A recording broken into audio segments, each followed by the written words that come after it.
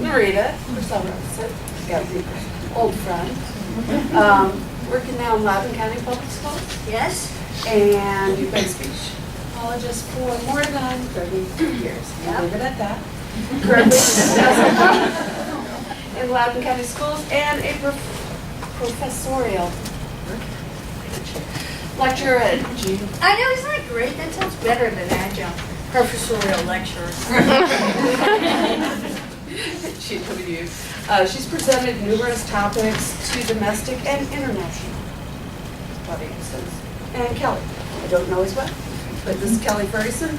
She earned her BS in Speech Language Path and Audiology from Longwood in '97, an MA from Ohio University, go Midwest, in 1999. Until 2007, she worked at the Department of Correctional Education, specializing in helping rehabilitated inmates across the state of Virginia. She was not an inmate. No. Not at that time. Currently working for Rehabilitation Associates in Early Intervention, specializing in an interdisciplinary approach to families and children 0 to 3. In addition, she's been teaching various fitness classes. Okay, various fitness classes all over the place. It's in good shape. And Rita, you have some special guests? Yes, I wanted to introduce my husband. This is Larry Robertson. Well, without him, I wouldn't be here. I mean, he drove me down. When I first got diagnosed with cancer 3 years ago, I had to do 2 presentations in Atlanta on, that were 3 hours. And he said, well, I guess if I could get you on a plane to Atlanta, I could drive you to Richmond. So, so I was so excited to come. I have 2 nieces here, Lindsay Purcell and Jamie Purcell. And they are going to Christopher Newport. And Lindsay, what will you be doing next year? I'm going to medical school in the fall. So she'll be going to Good for you. medical school. And Jamie. I can't top that. I mean, I'm a communications major. Yay! There it is. Still talking to her about being a speech language pathologist. She said, you talked to all of us about that. I said, yeah, I know, but you'd all be good. But Jamie, I think, she really wants to do it, and I think it would be very fun. So we're really looking forward to see, what our next generation does. And we'll talk more about that as we go through this. Kelly, I don't know if you want to tell a little bit about our first days at Longwood. Our first days at Longwood. There are a few people, there's one person who remembers me from college that's here, other than Rita. But Jefferson's our only guy, so. No, but when he didn't go to Longwood when we. I think one of the things that sparked this whole idea is the changes that kind of all of us have gone through in our lives that bring us to a point where we're therapists and we're helping others. Because college, the experience that Rita had with me in college is quite different than the experience that she would have with me now. Mainly because I am quite different than I was when I was in college. I had a good time. I had a good time.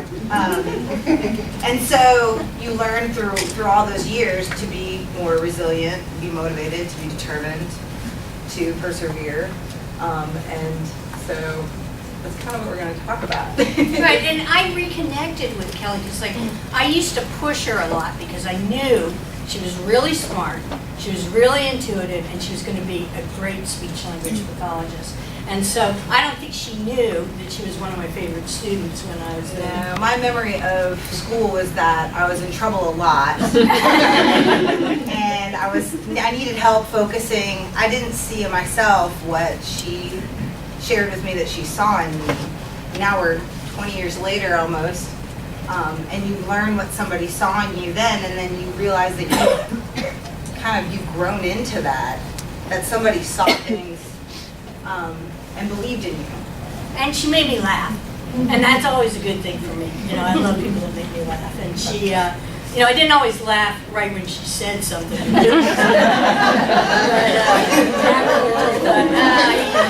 And she knew, I mean, she knew her stuff.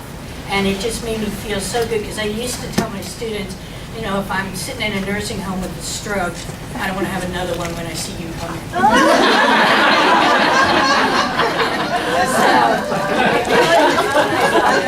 By that time, we'll be in much better shape. And I was working on my doctorate, so I was under a lot of stress too. But I got reconnected with her through Facebook, and I kept reading her posts, and I thought, wow, she has really grown. She's really resilient. I mean, her motivation, her determination, her perseverance, because she's had a really interesting career. There's a red light. She's done. And we took different paths. So I thought, okay, it's going to be cool, you know, to put the two of us together and just talk about it. Because, you know, I've been with business more than Kelly's old, I guess. And, you know, when we... I don't think it's been that long. Yeah, close. So we thought, you know, there's a lot of time. Here, I'll start. We're not going to go through every slide, because we hope that you all were able to pull it down. It's also going to be up on shop for a while. But we're going to really talk about resilience, because Kelly and I have seen it. It's not just about us, but it's about our human relationships with other people, because there's nothing more human than the communication connection.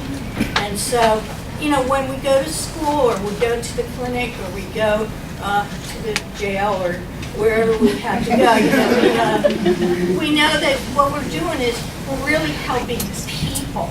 Sometimes the most important thing you did that day was listen to somebody that is having a problem, and you help them sort through it. Often you see things in those people, like what we were just sharing about our experience. You see, as that person, you see the potential in that person that they don't see, whether it be an adult or a child. Well, let's get an idea. How many people work with young children, like the birth to, let's say, 5 population? Okay. And school age, adult? Okay, so I'm sure that there have been countless times somebody has come in at any of those ages, and you see in them all of this potential, and they don't see for a second. Or if you're working with the elderly, or you're working with babies, their families don't see the potential that you see. And you have to be human first in order to reach them in a way that will kind of help them see what you see. You have to be human first, and a therapist second. And we know that everybody's busy. We know there's all kinds of paperwork. We know there's all kinds of things like that. And so we want to talk, though, about, you know, kind of going deep into what you're doing, and feel like what you're doing, it's very important what we do. And, you know, with my nieces, like they said, I'm always talking everybody into being a speech pathologist. But the thing is, I just think it's such an important thing that we do. Nancy O'Hare taught me intro to speech pathology many, many years ago, and really inspired me, you know, to go on in the field. And I've been inspired by a number of people. There's also seats up here if any of you all want to come and sit.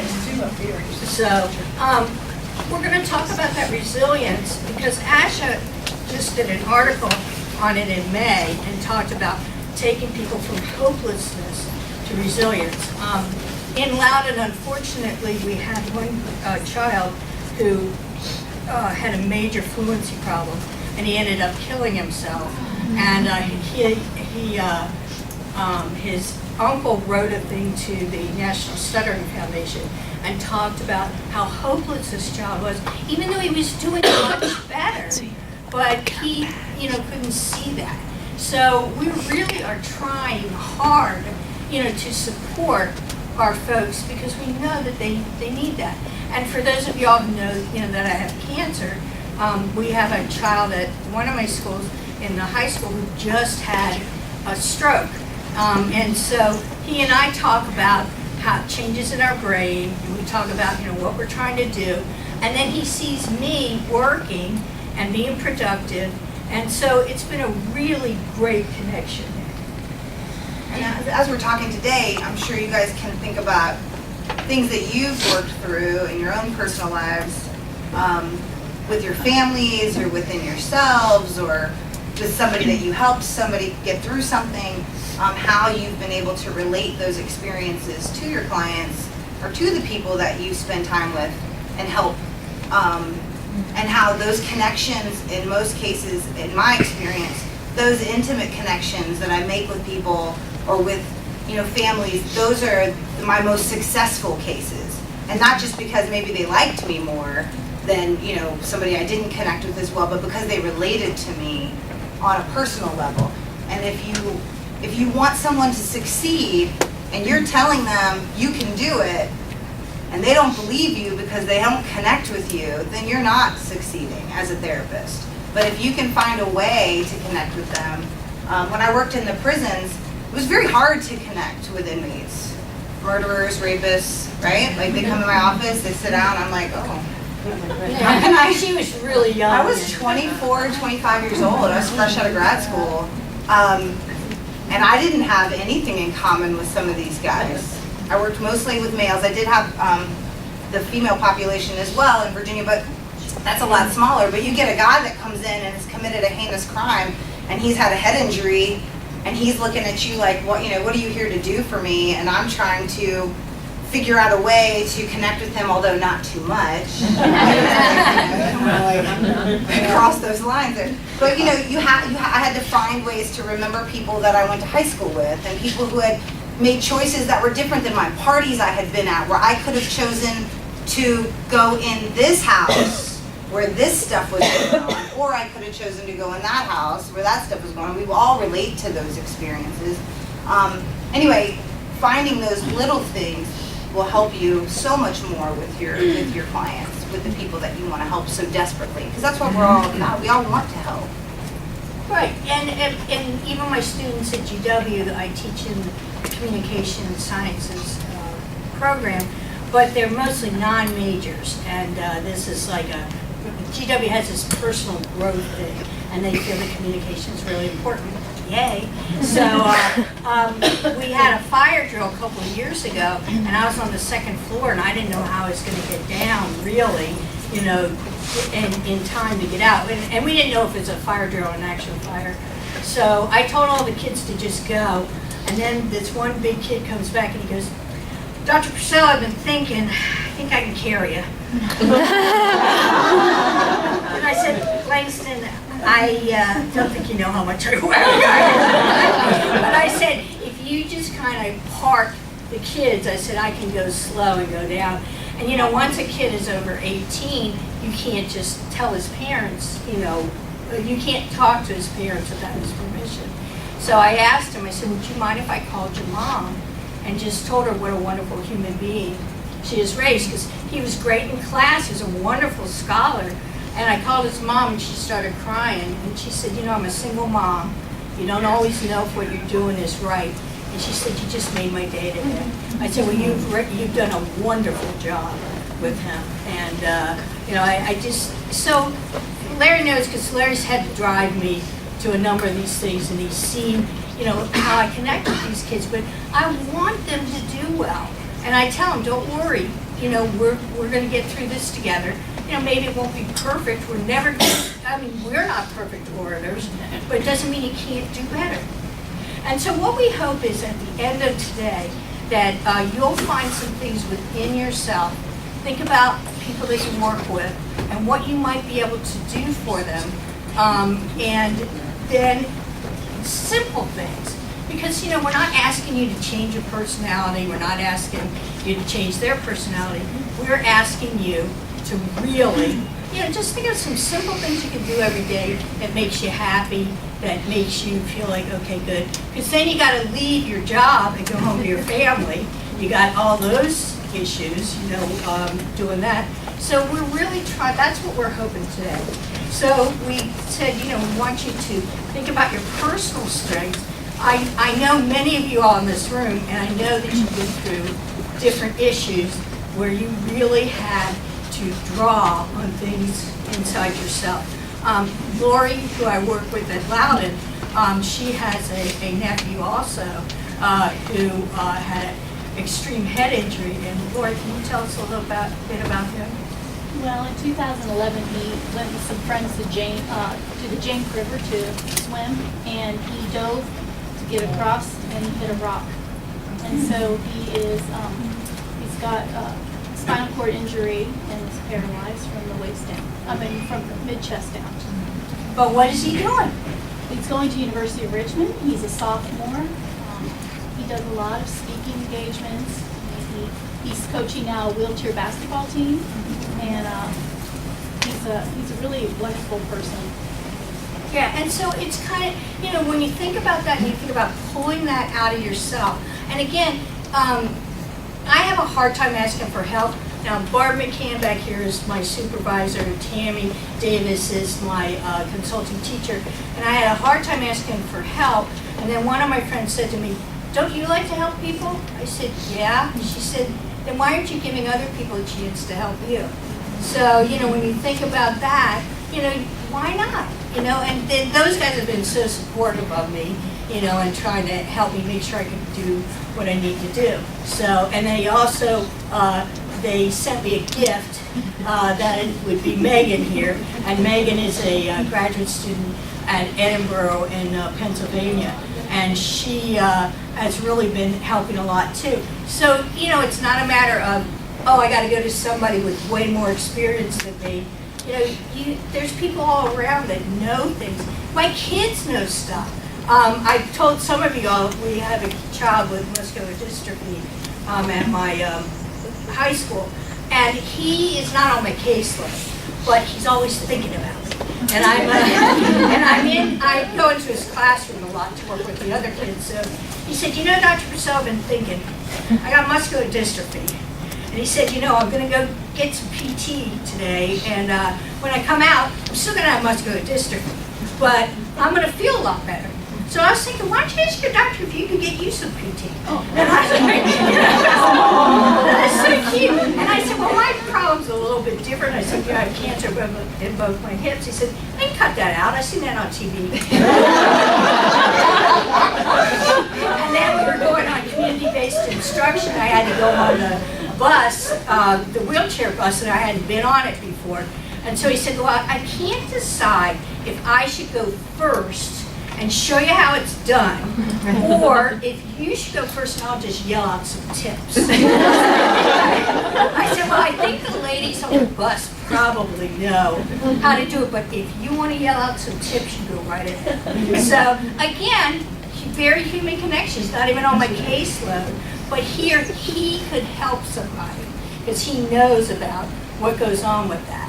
And so I know each of you all, I know David, I send some people across the state to David Darberg, because I know his personality, I know how he will do with different people, and so it's really incredible when you see different connections being made. Would anyone else like to share a story before we move on? Christina. I can share a story that goes back to when I was a senior in high school. Just a few years ago. Yes. Can you turn And around? I had We an can't hear. English teacher. We can't hear in the back. Oh, I'm sorry. Should I just stand up? Yeah, sure. When I was a senior in high school, I had an English teacher whose name was Mrs. Hartman. And I remember learning from her something that I have carried with me about resilience since that time. And to know what you know, to know what you don't know, is characteristic of one who knows.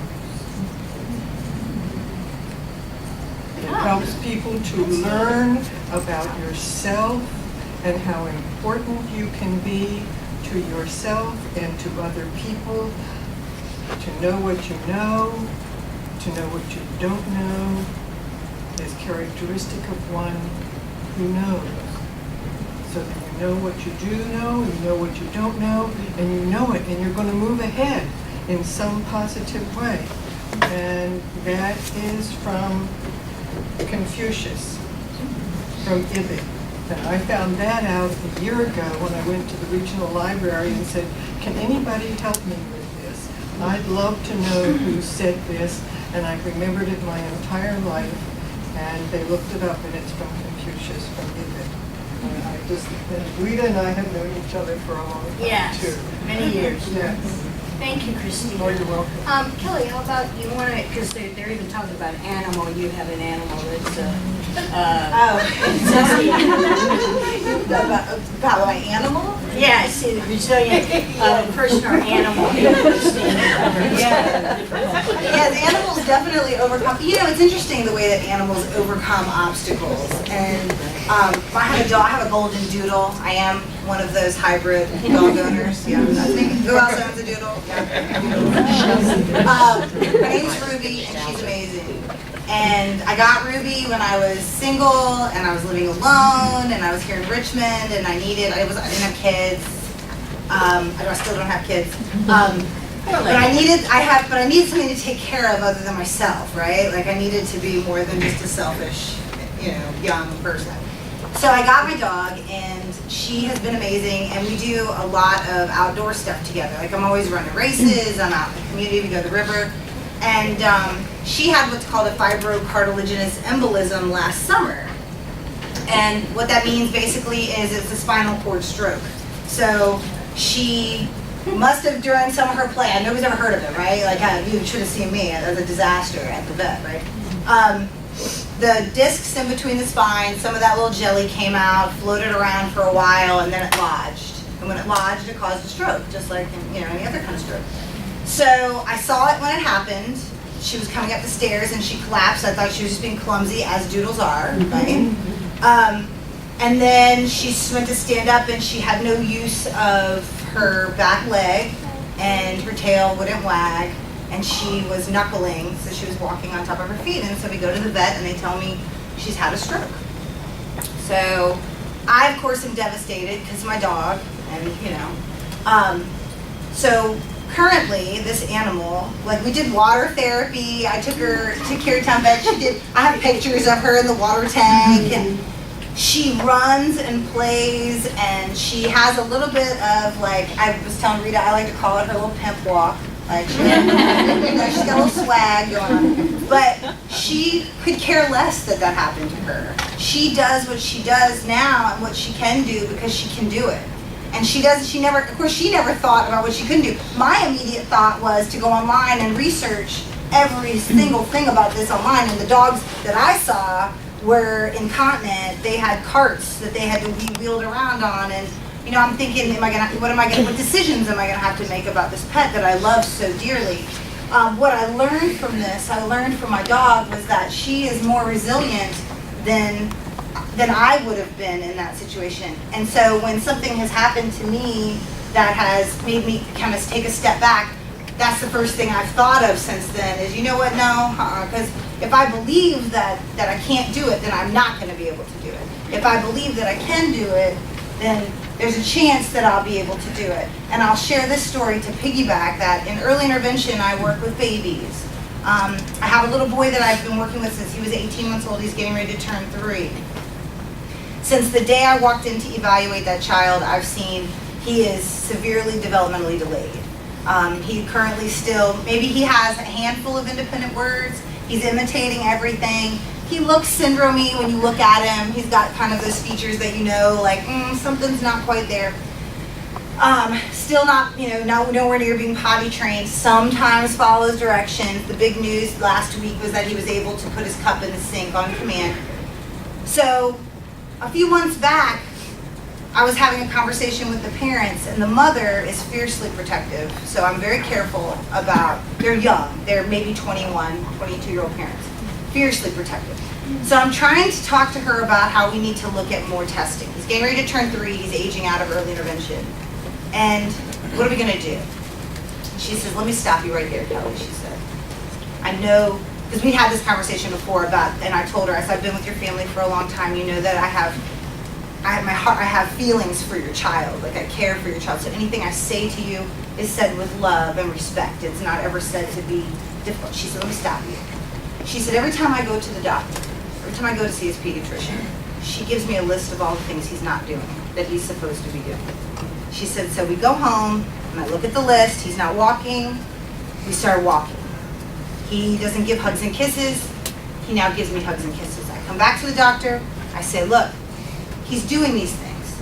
The doctor looks at the paper every time and says, okay, let me give you a new piece of paper with a new set of things that we need to work on this time. She said, to be honest with you, she said, don't tell me what he's not doing.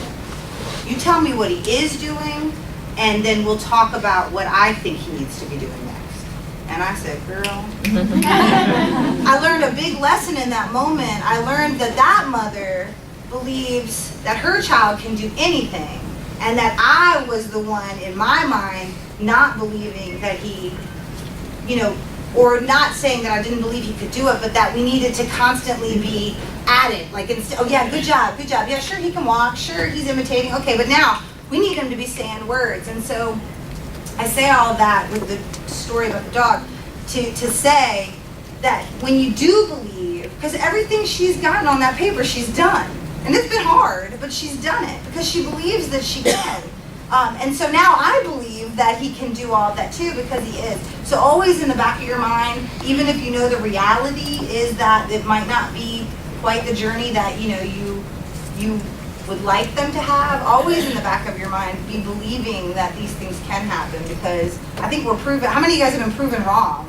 Like, how many of you guys have been like, I don't know about that one, and then all of a sudden they come in and they do it, right? And you're like, well, wow. So. Right, and so that's great, because then you've not only helped the child, but you've helped the whole family. And I was telling Kelly that two of my nephews had learning disabilities, and my brother said, I go into that room, there's all these people in there, I don't even know who half of them are or what they're doing, and he said, and all they talk about is everything that's wrong with my kid. And he said, can't they say he's got a nice smile, he's a snappy dresser, can they say something? Because he said that, his kid loves school and he wants to go. And my nephew had some of the very, very, very best speech pathologists in Fairfax County. So I don't know if you all know Katie Perrin or Joan Hanlon. And then he had, oh my gosh, Oakton, Judy Turcott. And he kept saying to me, because I would go to all the IEPs, he goes, hey Rita, can't you tell him I don't need this anymore? I said, well, I wish I could, but you really do. So, and we're going to talk a little bit more about him. But here are some of the things that are characteristics of a resilient individual.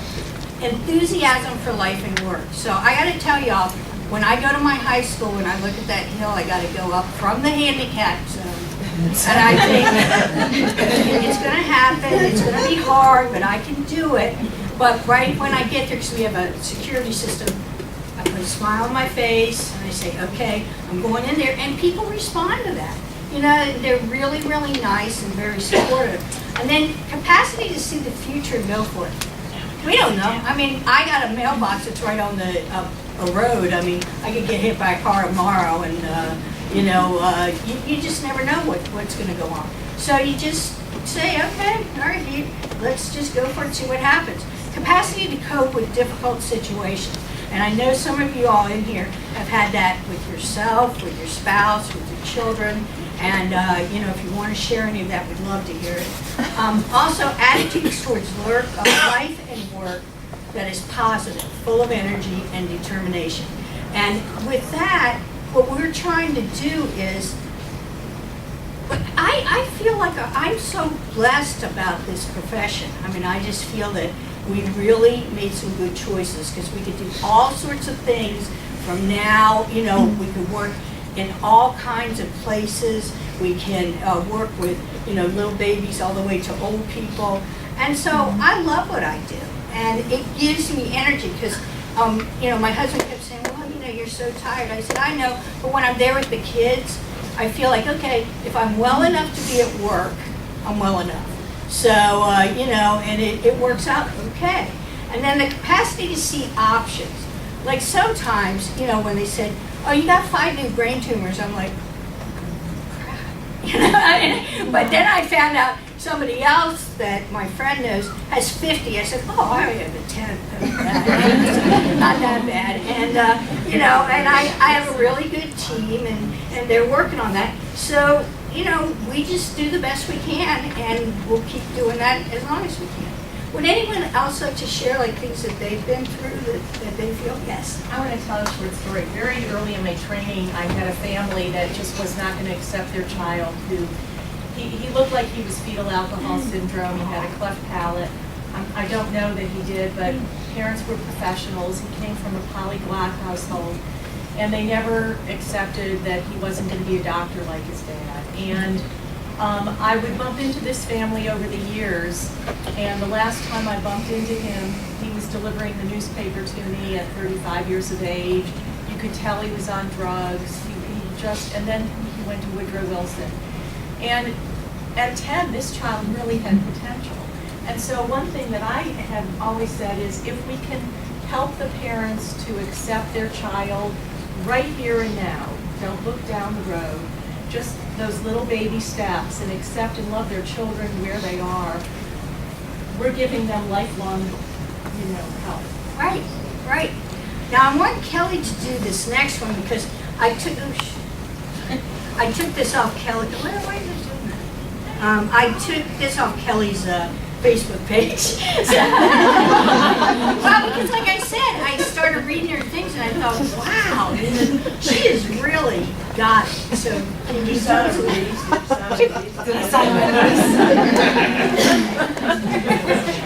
She's got enough on me from college. Whatever she wants.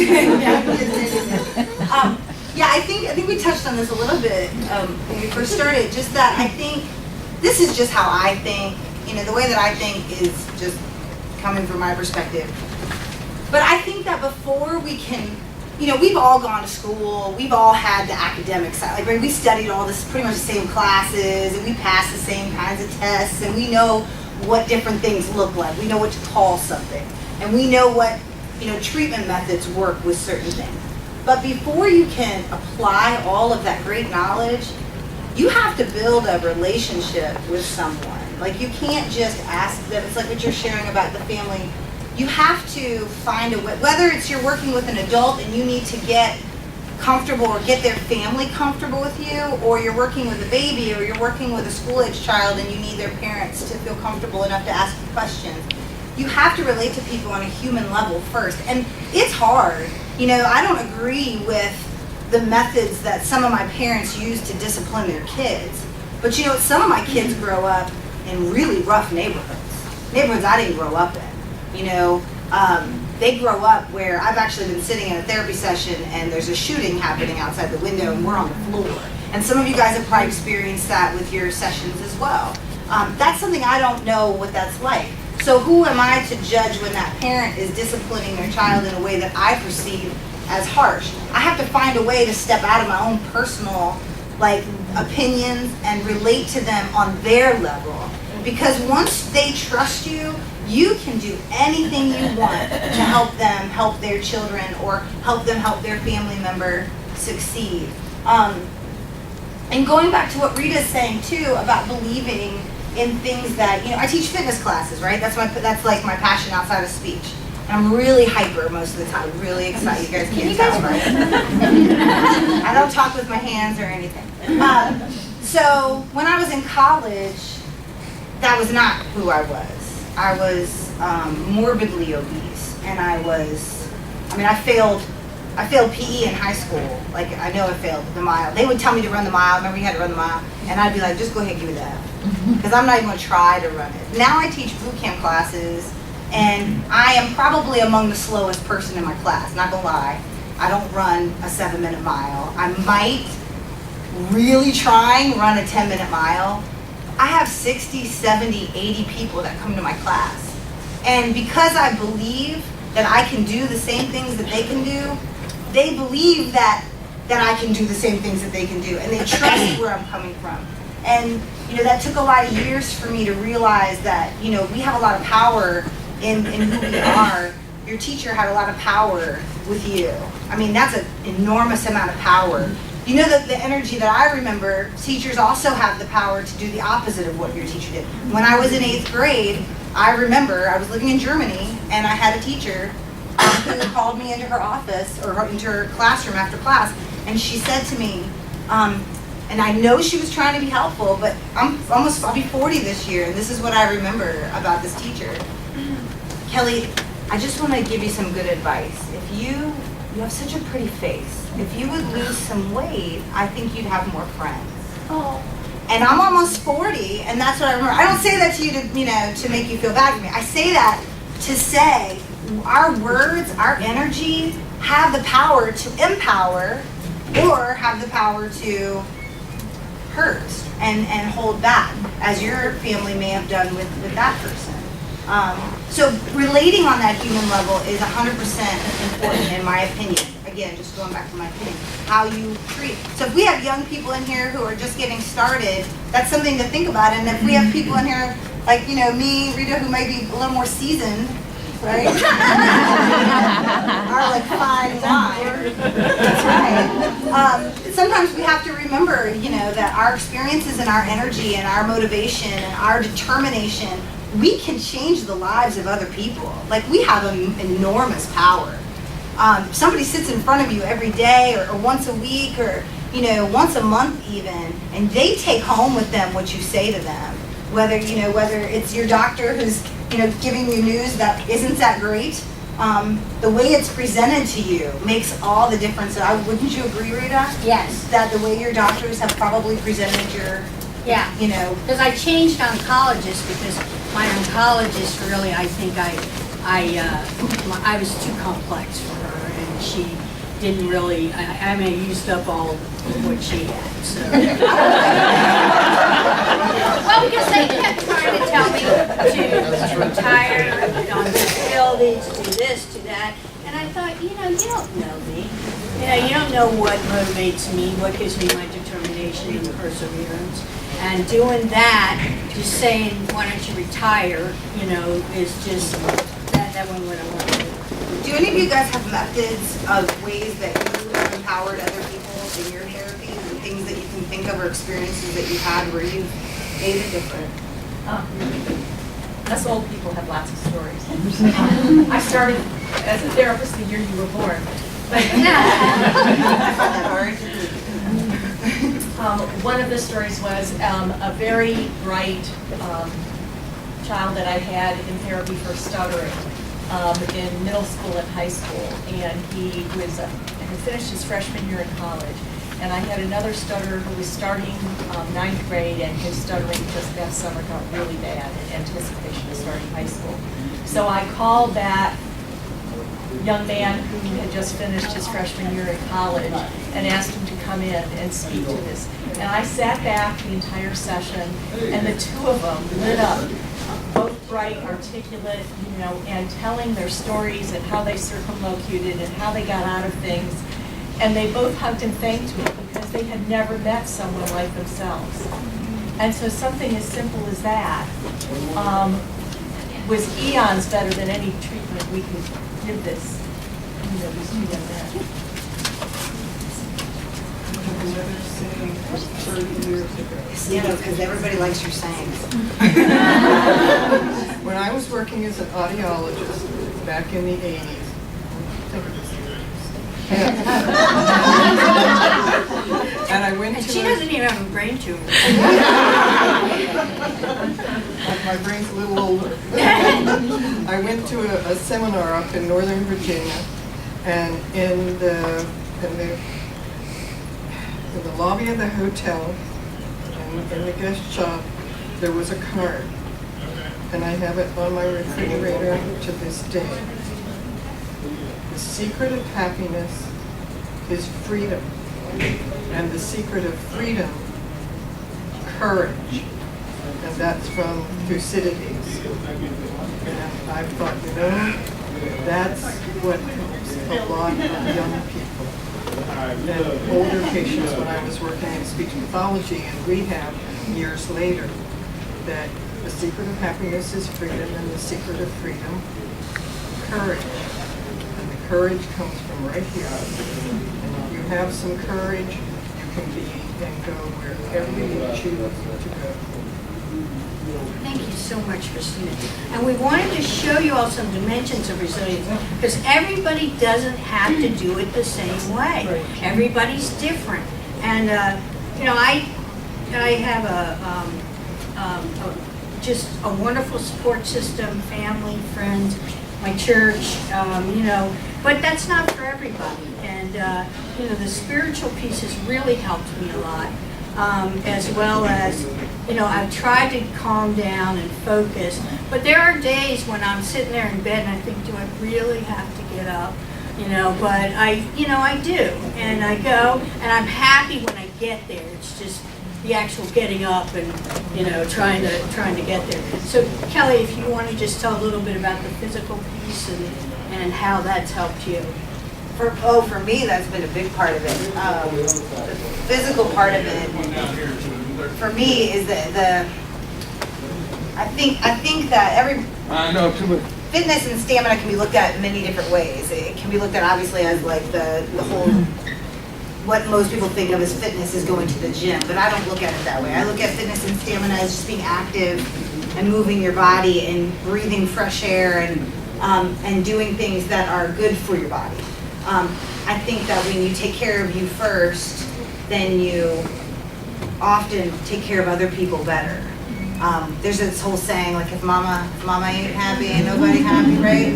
I find that to be true in my experience. In relating to the mothers that I work with, although I'm not a mother, I see that to be true. When they're happy and they feel good, whether they went for a walk that day with their baby or played at the park or went to the gym and had a workout, they feel better. I'm not one of those people that's gonna walk around telling you to eat like, all your veggies and apples and orange. I'm not gonna lie to you and say that that's how I live my life, because I chocolate every day, and I'm a curvy gal, and I'm okay with that. But I think also just taking care of yourself in general is important, and encouraging those that you work with to do that as well. And we want you all to feel personally and professionally successful, despite whatever kind of severe adversities come.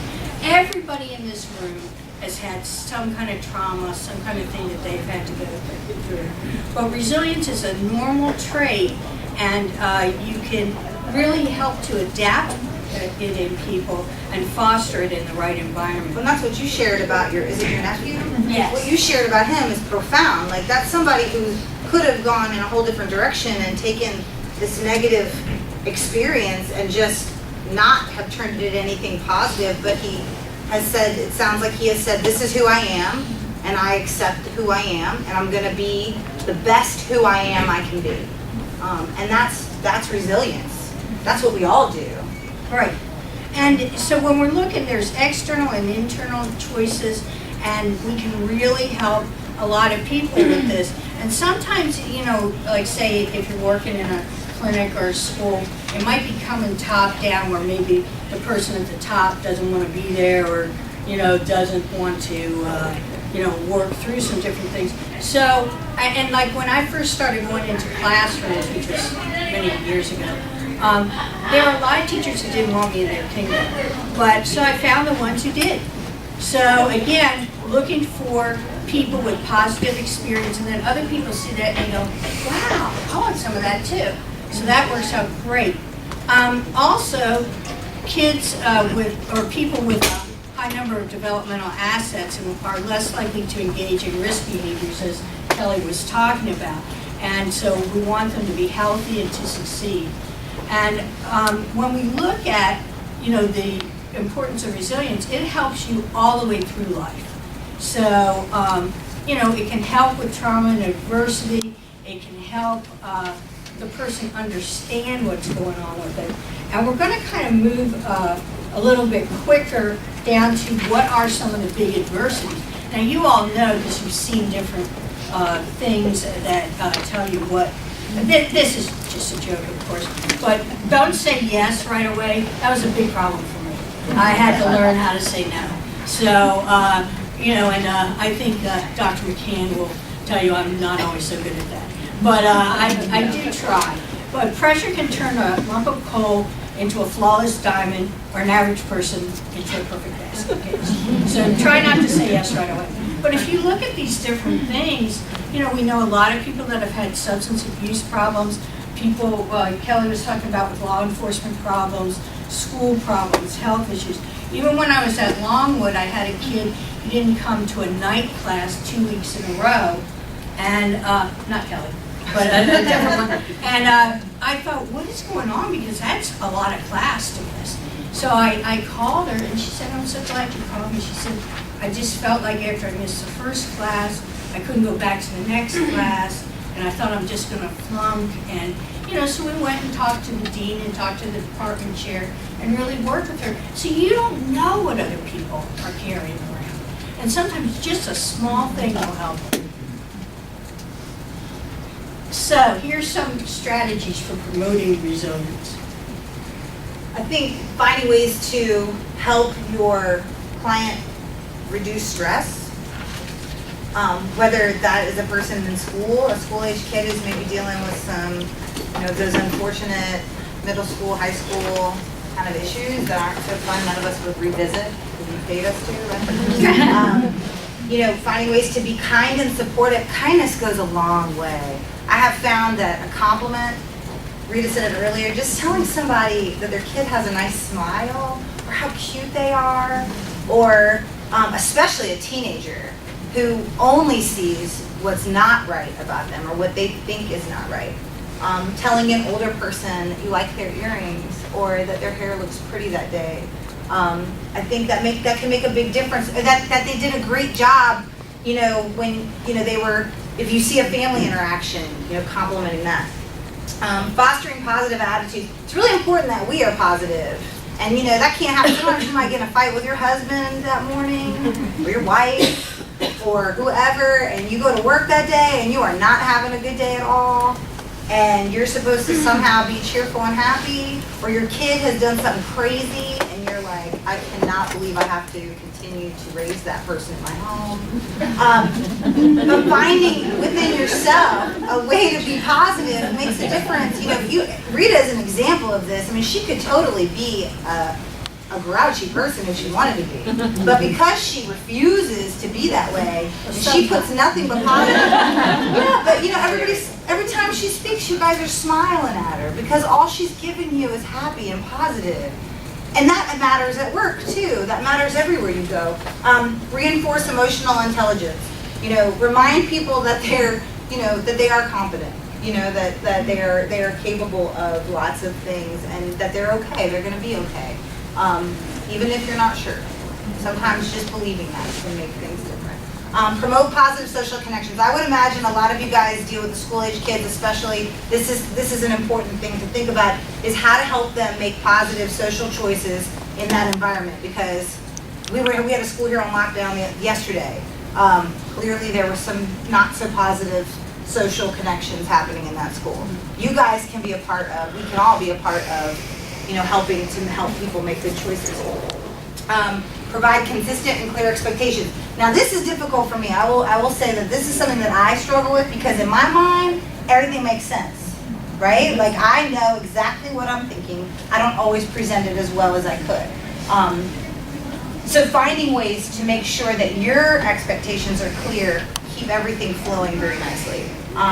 Encourage helping others, you know, that whole idea that when you give, you receive, right? If you give, that brings a lot of happiness to you. It's, you know, and helping other people learn how to help others can empower them as well. Ensure healthy habits, we talked about that, and then provide medical care. Yeah, if you see something that is concerning to you, directing people in the right direction can open up doors that you didn't even know were there. And in our professions, what we do is we identify problems, we set goals, we implement a program, and then we assess where we are. So we do this. We know how to do this. And it's just a matter of kind of figuring out what do you have the energy for? Because, you know, you have to focus your energy and figure it out. So part of what I try to do is like, don't wait to start living. When you're down, you can get dressed up and go out. So, you know, got dressed up. And then don't say yes right away. Also have a good laugh every day. Hopefully not at someone else's expense, but, if you have to do that. But, it's the whole Get what thing you where laughter really does help. And then the 4 agreements, I'm sure some of you are familiar with this, so we're going to go through them really quickly, and you can get the book. They come from ancient Toltec philosophy, and everything we do is based on agreements we have made. Because a lot of times people will call me up and they'll say, yeah, but she doesn't like me, and she does this, and she does that. And I go, okay, we don't know what she's going through, we don't know what's going on, so let's just, you do your part, and let her do what she's going to do. So some about the 4 agreements are: be impeccable with your word, speak with integrity. I have to say sometimes I like being on the gossip train, but it's you want to really try, not to be mean and not to say things that will hurt other people. And putting yourself down, like saying, well, I can't do this, I can't do that. Then like my niece wouldn't be here today, because I always try, like, instead of being all hangdog about my job, I said, look, there's a lot of stresses, which is in any job. And so let's look at the positive thing. And then use the power of your word in the direction of truth. And that's hard sometimes, to do that. Try not to take things personally. And my boss knows this, that I sort of go in and I think, okay, I get crap. I got stuff inside me that's floating around trying to kill me. So, if somebody at the school is mad at me, is that a really big deal? So I try to say, don't take anything personally. I go in, I just try to stay under the radar, see my kids, do what I'm doing, be pleasant, and, it seems to work. And then don't make assumptions. Again, ask. If there's some kind of problem, find out what it is, and maybe you can use the SLP protocol to work on that. And then always do your best. But remember, he knows, because I always, several, and many of the people in here said, don't overdo it this weekend. And I go, I don't know how to do it any other way. But you just do your best. Just do what you can do. But self-motivation is very complex. You're trying to set some challenging goals, and life is challenging. I mean, we've got financial issues, we've got family issues, we've got professional issues, but, just believe in yourself that you're going to do the best you can. And then, have self-confidence and self-efficacy. And again, I've been amazed, at my students, thinking about, how they have really been confident in what they're doing. And it makes me feel really good to see that. Focus on some strong goals. And the motivating environment, there are some people that are kind of poisonous to your environment, and you don't have the energy to deal with them. So sometimes, you gotta maybe see them on the internet, But, and we don't have a lot of time, but I do want to tell you a little bit about my nephew, and then Kelly and I have a few other things. My professional motivation, I was on the forensics team at George Mason University, and I didn't even know what a speech therapist was at that point, but my coach did. And I told her, well, I really want to go into radio or do something like that. She goes, no. I think you should be a speech therapist. I think there's just a speech therapist. She said, I think you should be a speech therapist. And I go, oh. Okay, so she sent me to an SLP session, and there was a 4-year-old kid, and this was the first time she'd ever said a word. And so, it's like lightning struck, and, the mom is crying, I'm crying, I don't even know the child. It was very emotional. I thought, man, that's what I want to do. And it's not like every day you do that, but you work toward it. My nephew, Patrick Purcell, was a special ed instructional assistant, and he decided he wanted to be a teacher. He was one of the people with a learning disability, and he got into the master's program at George Mason, and he was going to be a teacher, and he wrote a paper about his philosophy, and he said, I work with people with disabilities, and see, this is what kind of brought me back to Kelly, because he said these people are more than words and a definition, and that they want to have a good life, just like anybody else. And maybe their kind of life is different, like your children, your husband, people you know, have a different lifestyle. But it doesn't mean it's not a good life, and it's something for them. And, he said that a lot of the kids he was working with Judy Turcott at Oakton High School in Fairfax County Schools. And he said people might need help with academics and activities of daily living, and we've got to help find the key to each individual succeeding. And this little blue I put, because, all right, good, I got to him. Even if they can't talk, it doesn't mean they can't communicate in another way with signs or a picture system. So it's just, shows a few things. I know, well, you can obviously see what they're doing. I mean, that little girl, and we have team roles, which is a really neat thing, which is one thing I love about our profession, that we have a piece and other people have a piece too. Okay, so he also was a football coach, and he said on the football team, some of my students have academic disabilities, but they can perform really well on the football field. It's like he used to tell me, I want to just be out there doing that. I said, oh God, that would be torture for me, to be on a field all day long. And he said that all the coaches work together. They look at each person's potential, and he said all the players want to be part of the team, and they want to play the best that they can, and he helps them to reach their goals. So I thought that was pretty neat for somebody so young. Now, when I used to have Tammy Davis's job, I used to talk about the SLP role, that we're not Mother Teresa, we're not a magician, we're not, we can't do a lot of those things, but we can do a lot. And then Michael Jordan said, obstacles don't have to stop you. You run into a wall, don't turn around and give up. Figure out how to climb it, go through it, work around it. And Kelly has done that with the things that she's done. She's really looked at different obstacles and things, and I said she's taken the physical route and worked on that piece. Unfortunately, my nephew did pass away from cancer, but at age 26, he was getting his master's degree in special ed. He was engaged to a nurse, and he had things that some people don't get their whole life. And he said, here are the rules that I have to live by. He never gives up. He tries to be, he said people should try to be nice to one another. Think good thoughts. Try to do better. And maybe every day you can't do better. Maybe today, I get better calling sick. But, and say please and thank you. Now, those are all very, very simple rules. But at age 26, I was really surprised because we were going through the cancer thing together. And he would say stuff to me like, Aunt Rita, I think they're just guessing. And I said, well, the doctors are, because cancer is very complicated. The treatments are very complicated.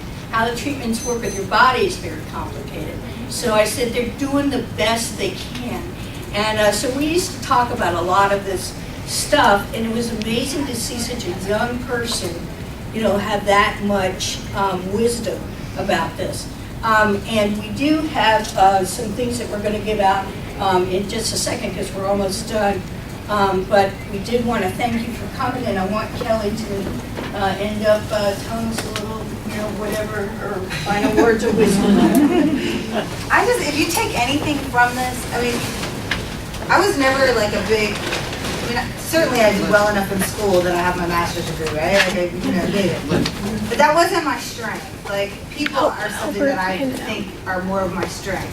So if you take anything from this, like I said before, you guys have all of the academic stuff, and you have all of the human stuff too. But know that your human side, that's the side that people take home with them more than they take anything else. So if there's a way for you to combine your therapy methods with your human kind of emotion and your human care, then that's what I hope you take from this, is that your resilience and your motivation and your experiences and how you've persevered through things in your life, no matter how trivial you may think they are, they won't be to somebody else. And that piece of you is what makes you a great therapist. I have one more thing. Yes. I have one more little phrase. This is one that I came up with for myself a number of years ago. So life goes, and so we grow. Regardless of the year. And I help kids with that too. So life goes, and so we grow. Oh, gee. And it helped with middle school and high school kids. And I found it to be helpful to myself and people in my family and my friends as well. And I thought, doesn't everybody think about this? People would say, no, I haven't thought about that. I said, well, it's so easy. So life goes and so we grow. Oh. And this has been lovely. Thank you, yeah. And I have to say one more thing. It was so funny because I was out for a while with one of my treatments, and I went into my elementary school, and this little 6-year-old comes up and she goes, "Where have you been?" I thought, okay, inappropriate, but she missed me in FaceTime. She obviously knows she's supposed to be getting speech therapy. So I thought, okay. But, again, it taught me, that you are making a difference in somebody's life. And we know many of you all, and Kelly and I have our information on the handout. There's also some quizzes that say, how resilient are you, and that sort of thing. But what we want to do is give you hope. You can, no matter what comes your way, because when they told me I had those brain tumors, I was like, seriously? Because I have one as big as a ping pong ball on this side, and they didn't know it. And then when I got the liver ones, they said, well, of course we've seen the liver lesions. And I go, what? But again, you say, all right, so now what do we do? Like, as long as I know how deep the hole is, then I can figure out how to get across it with help. And, again, family, friends, or however it's going to help you. And we really appreciate y'all coming today, and we'd love to continue, conversation. So we have our information on there. And, again, I will retire someday. It might be RIP when I So anyway, thank you all so much, and we hope you've had a great conference, and we look forward to seeing you tonight and tomorrow. Thank you.